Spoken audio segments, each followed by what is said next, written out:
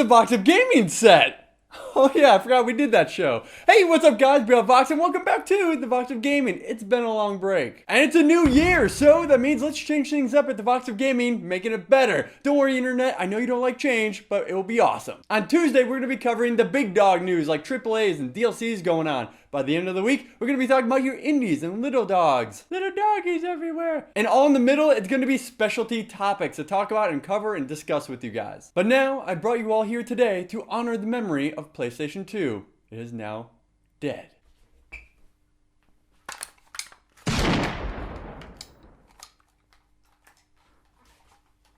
Oh, we've learned so much from PlayStation 2 over the years, and after 13 years in production, they have now ceased worldwide production. The PlayStation 2 is the longest running gaming console ever to be created, still in production all the way almost up to the PlayStation 4. Over the 13 years, it's developed a library over 10,000 games and sold 150 million units of the gaming system. This is definitely going to be missed in the gaming community, especially by the PlayStation 3 users who don't have backwards compatible systems. So hurry up and run to eBay and buy them and sell them and go ahead and play that market before it gets tapped out. Now for the Wii U though, what's going on with you guys? Well, you could get Crysis 3. Or not, we're going to go ahead and crush that now because there's a lack of business drive for it. Now the Crytek CEO Savat Yurli has tried as hard as he could to get this on the Wii and talked with Nintendo and EA, but in the end, it just ain't happening. Now how do you guys feel about this? Because I've heard a lot of things about FPS games on the Wii U, such as Call of Duty, of course. Reading Penny Arcade recently, they talked about how it's surprisingly a lot of fun, such as being able to switch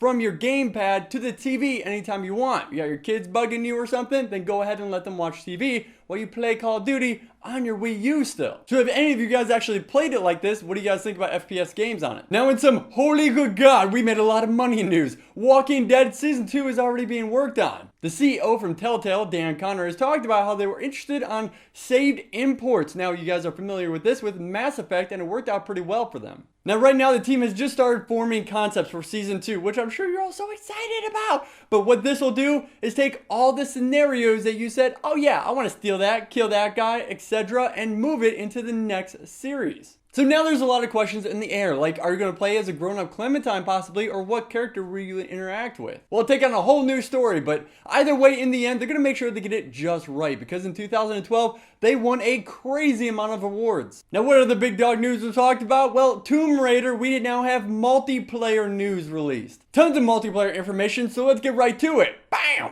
Team Deathmatch, where a squad of sexy Lara Crofts take on people that are called scavengers in a best of 3 match. The map is also going to be multi-layered and have traps all over the place, like spikes that come out of the wall and destructible environments. The next one is called Rescue, and you take med packs at different sides of the island, so it's kind of like capture a flag while the scavengers try to stop you. And then there's one called Cry for Help, but there's not a lot of information about this.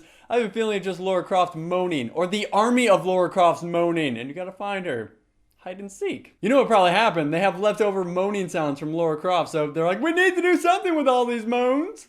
Now for some good old internet 101 tips. Here you guys go. When you post something on the internet, it usually gets seen, especially if you work for a studio. Specifically, animation studio like Blur Studio, who has done animations for like Dishonored, PlanetSide 2, The Old Republic, all kinds of great animations. Thus, we now have Dead Rising 3.